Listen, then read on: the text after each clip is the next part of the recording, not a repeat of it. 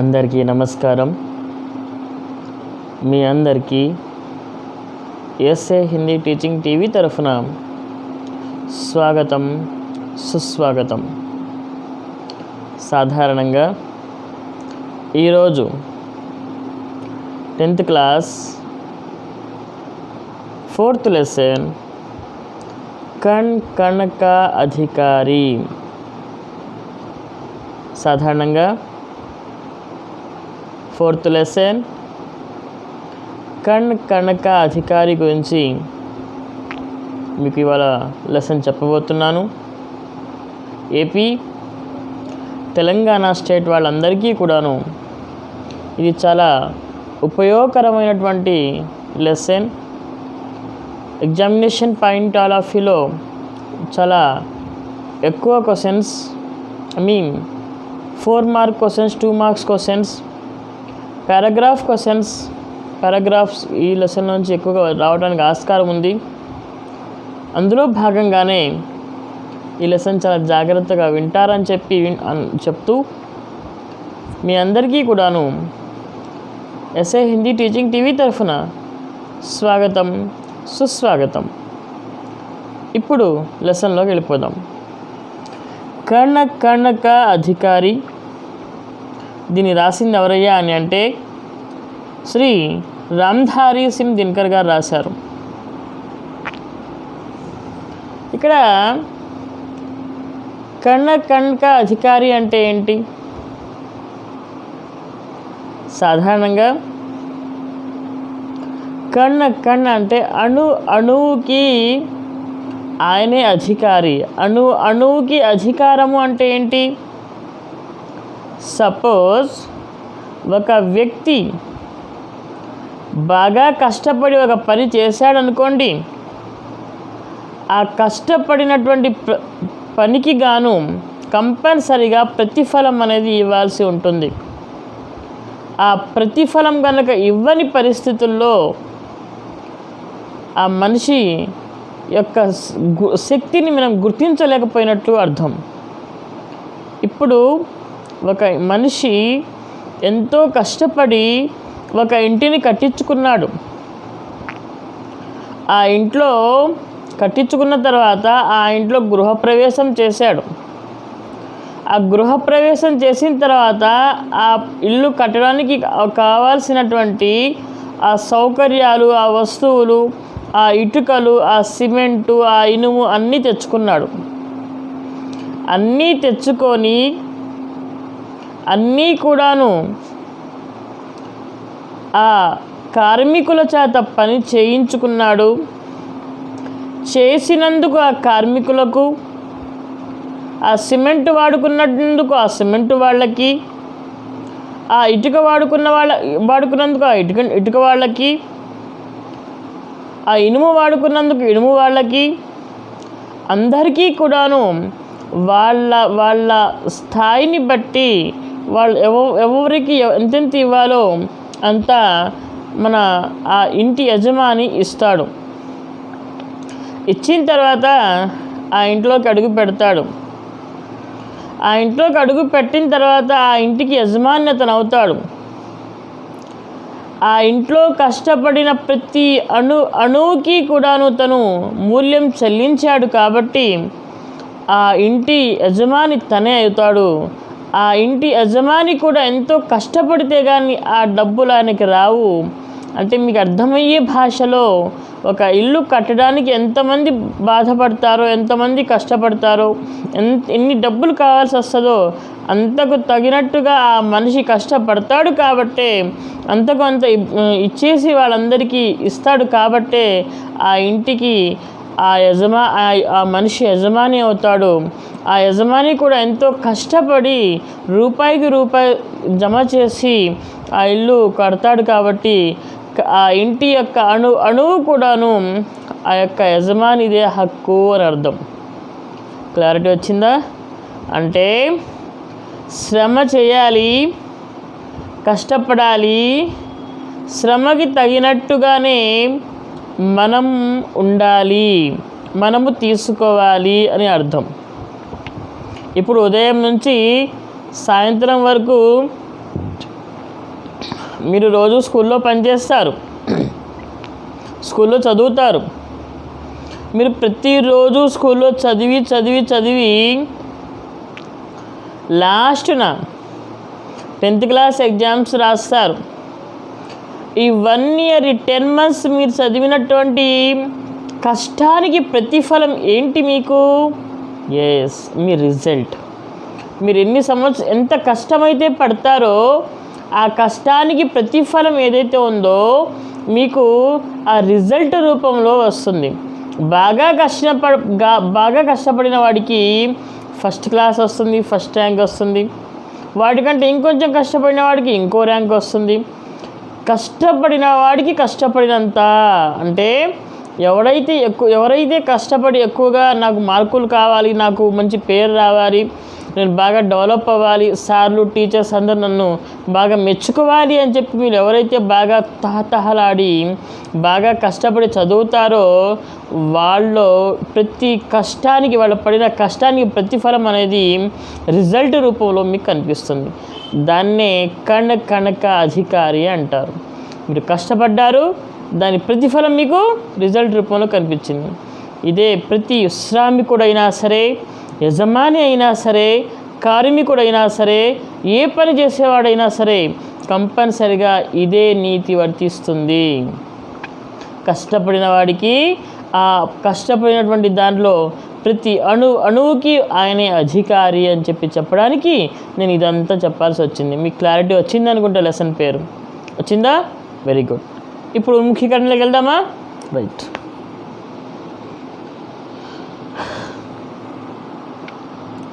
सूत काटते थे गांधी जी, कपड़ा बुनते थे, चुनते थे अनाज के कंकर, चक्की पीसते थे. ऐसा था उनका आश्रम. गांधी जी के लिए पूजा के समान था आश्रम. సాధారణంగా ఈ యొక్క లెసన్లో ఉన్ముఖీకరణలో గాంధీజీ గారి గురించి ఎందుకు పెట్టడం జరిగిందనే దాని మీద ఇక్కడ చాలా చక్కగా మనం డిస్కస్ చేద్దాం. సూత్ కాతుతే థే గాంధీజీ. సూత్ అంటే ఏంటి? చరఖా మీద, రాట్నం మీద దారం ఉడికేవారు. ఎవరు? మన గాంధీజీ గారు, మన జాతిపిత గారు. మరి ఆ దారంతో కపడా బున్తే థే, ఆ రాట్నంతో బట్టల్ని కూడా నేసేవాళ్ళు. బట్టల్ని కూడా తయారు చేసే వాళ్ళు అనమాట. బట్టల్ని కూడా తయారు చేసేవాళ్ళు ఎవరు?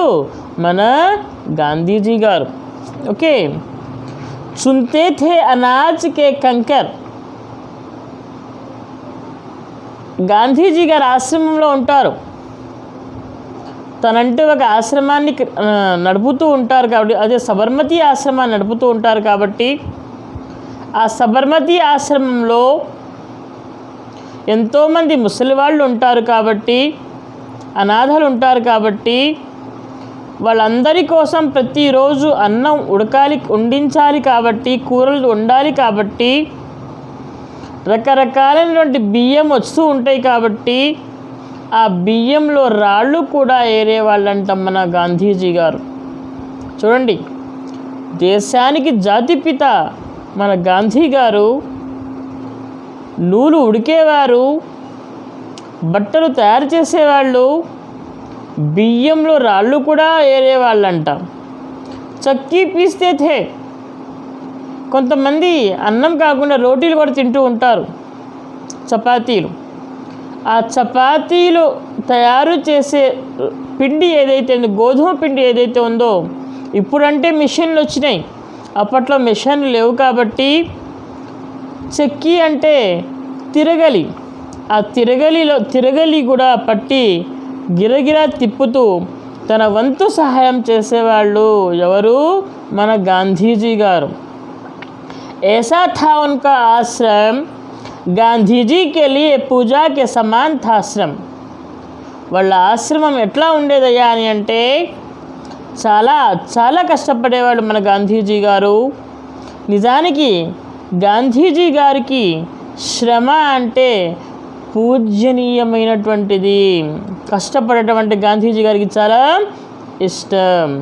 కాబట్టే ఆయన ఎంతో కష్టపడ్డారు కాబట్టే ఒక ఆశ్రమాన్ని నడపగలిగారు.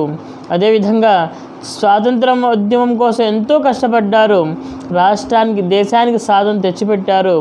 అంత శ్రమ ఇష్టం కాబట్టి గాంధీజీ గారికి, మన జాతిపిత గారికి ఆ యొక్క గొప్ప కష్టాన్ని, పెద్ద భారాన్ని సైతము తన భుజాల మీద వేసుకున్నారు, సాధించి చూపించారు. కష్టే ఫలి, కష్టపడితే మనం సాధించలేనిది ఏదీ లేదు అని చెప్పి ఒక మంచి ఉదాహరణ ఇక్కడ కవి చెప్తున్నారు. అంటే శ్రమ పడాలి, శ్రమ లేనిది ఫలితం దేనికి లేదు. కష్టపడింది దేనికి కూడా, కష్టపడకుండా ఏది ఆశించడం తప్పు, ఆశించకూడదు కూడా అని చెప్పి చాలా చక్కని అర్థాలు వచ్చే విధంగా గాంధీజీ గారి యొక్క ఉదాహరణలు చెప్తూ ఈ లెసన్ ఇంట్రెస్టింగ్గా చెప్తున్నాడు కవి. ఉన్ముఖీకరణ అయిపోయింది. ఆ ఉన్ముఖీకరణకి సంబంధించినటువంటి క్వశ్చన్స్ చూద్దాం. గాంధీజీ క్యా కర్తే థే, గాంధీజీ గారు ఏం చేసేవాళ్ళు? सूत काटते थे, कपड़ा बुनते थे. గాంధీజీ के अनुसार పూజనీయ क्या है, గాంధీజీ గారికి ఎక్కువగా ఇష్టమైనటువంటిది ఏది? శ్రమ. పూజనీయమైనటువంటిది ఏది? శ్రమ, కష్టం. हमारे जीवन में श्रम का क्या महत्व है, మన జీవితంలో శ్రమ యొక్క ఇంపార్టెన్స్ ఏంటి? ఎస్, మన జీవితంలో శ్రమ లేకుండా మనం ఉన్నామా? శ్రమే మన జీవితము, శ్రమే మన లైఫ్. శ్రమ లేకుండా మనము లేవు. క్లారిటీగా చెప్పదలుచుకుంటుంది ఏంటయ్యా అని అంటే, కష్టపడటం మన జీవిత లక్ష్యం కావాలి. ఆ లక్ష్యాన్ని సాధించే వరకు కష్టపడుతూ ఉండాలి. ఆ లక్ష్యము, ఆ కష్టము రెండూ కలిసినప్పుడు మన అంబిషన్ని రీచ్ అవ్వడానికి అవకాశం ఉంటుంది అని చెప్పడానికి ఇది ఒక మంచి ఉదాహరణగా మనం చెప్పుకోవచ్చు. క్లారిటీ వచ్చిందా?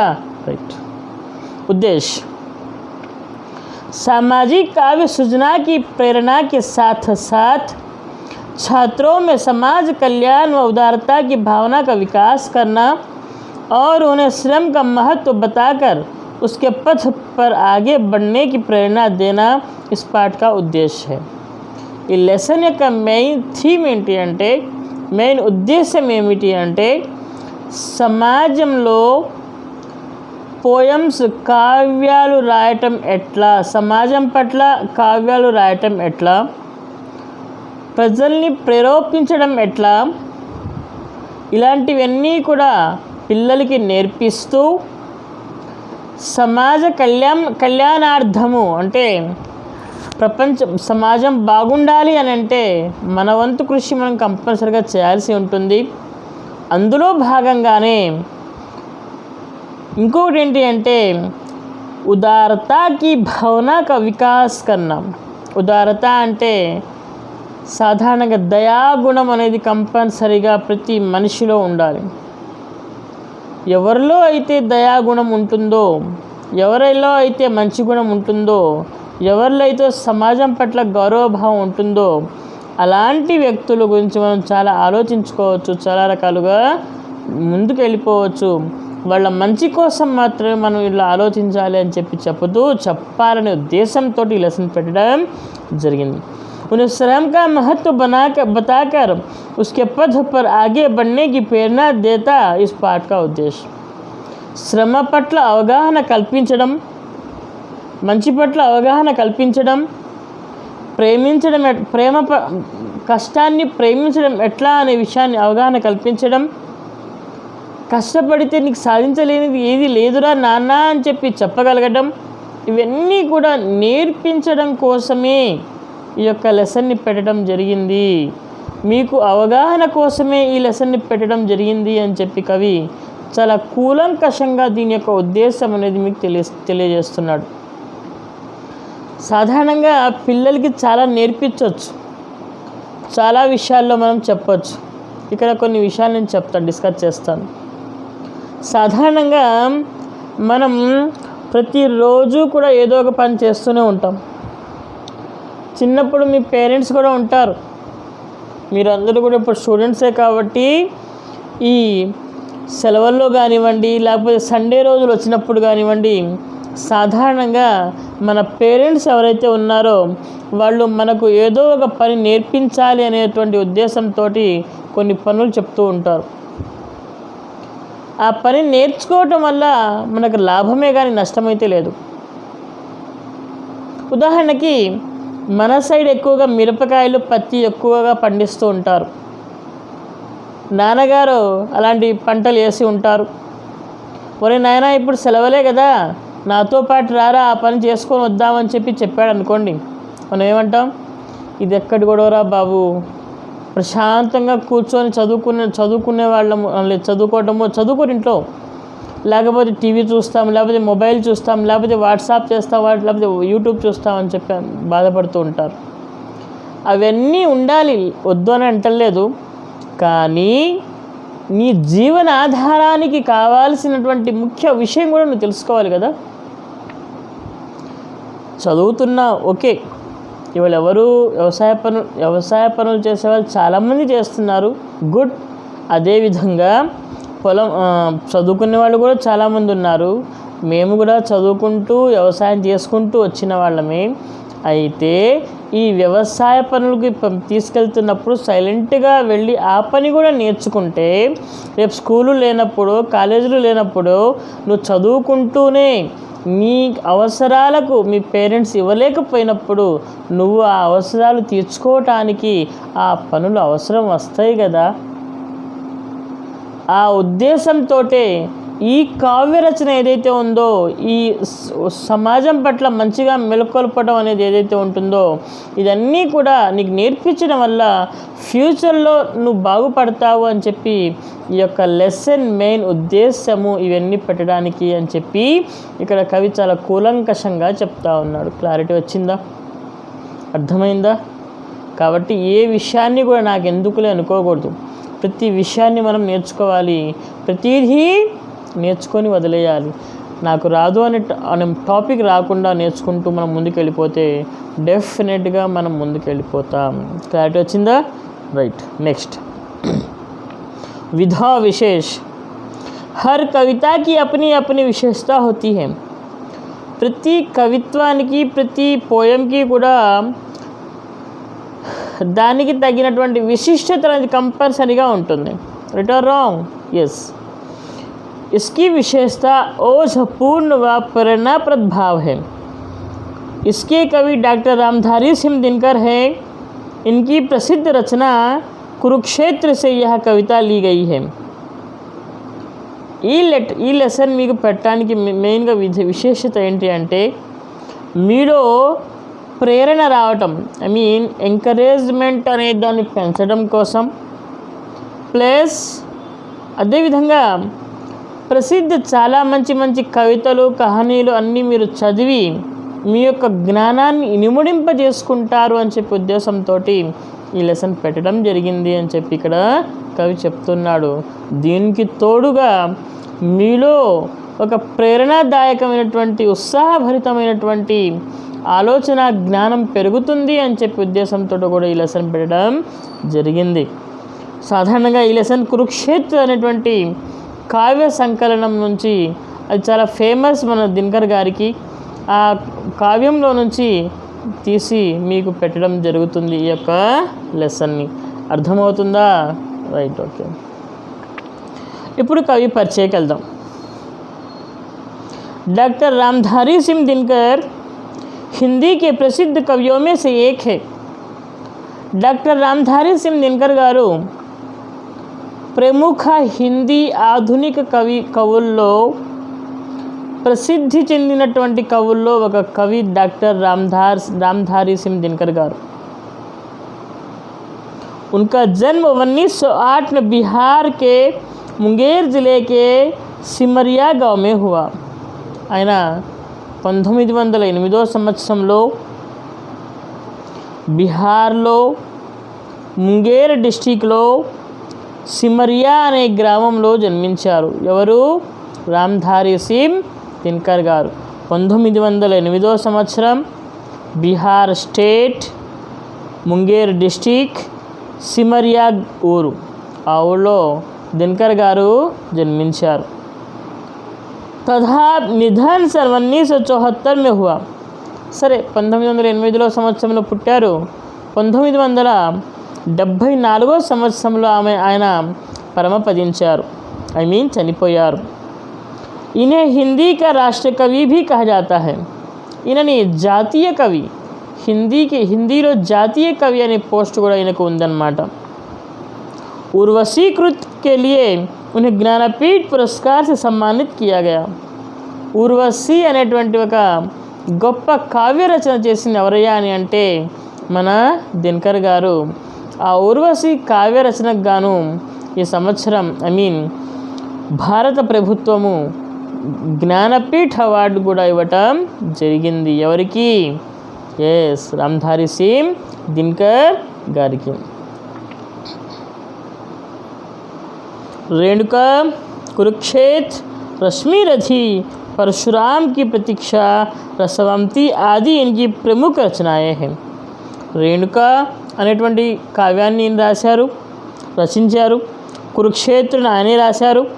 రశ్మిరథిని కూడా ఈయన రాశారు. పరశురాంకి ప్రతీక్ష కూడా ఈయన రాశారు. రసవంతి అనేక ఇలాంటి రచనలు ప్రముఖంగా మన ఈ యొక్క రామ్ధారి సింగ్ దినకర్ గారు రాశారు.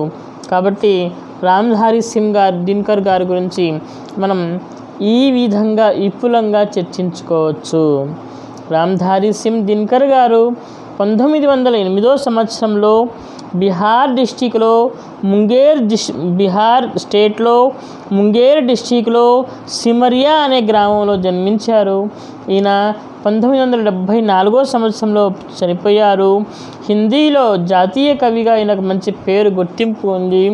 అదేవిధంగా జ్ఞానపీఠ పురస్కారాన్ని ఉర్వశి అనేటువంటి ఒక మంచి కావ్య రచన రాయటం ద్వారా ఆయనకు ఉర్వశి అనేటువంటి ఉర్వశి కవితకు గాను కావ్య సంకలనానికి గాను ఆయన జ్ఞానపీఠ పురస్కారం లభించింది. జ్ఞానపీఠ పురస్కారం అత్యున్నత పురస్కారం మన ఇండియాలో. ఆ పురస్కారం సాహితీవేత్తలకు మాత్రమే ఇస్తారు. అంతటి గొప్ప పురస్కారాన్ని అందుకున్నటువంటి వ్యక్తుల్లో మన తెలుగుకు సంబంధించినటువంటి రావూరి భరద్వాజ్ గారు ఉన్నారు. అదేవిధంగా మన తెలంగాణ చెందినటువంటి రీసెంట్గా చనిపోయారు సి నారాయణ రెడ్డి గారు ఉన్నారు. అదేవిధంగా హిందీలో చాలామంది ఉన్నారు, అందులో దినకర్ గారు ఒకరు.